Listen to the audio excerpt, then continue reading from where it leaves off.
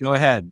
Follow that. Yeah, 78% of professional writers think that in 10 years they're going to be replaced by AI. So the Yeah, fight starts here.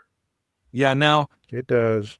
let's talk about our podcast. We use AI for a lot of preparation, for a lot of ideas. It would take probably 20 hours a week each to do the investigating. And we have an app that goes out and it scours every part of the internet. It looks for every podcast. It looks at every news story. It looks at Twitter trends and it finds what are people talking about today.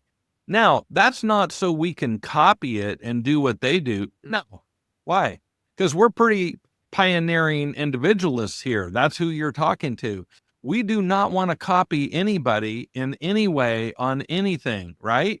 What do? We listen to what they're saying and then we come up with a contrasting view to that, right?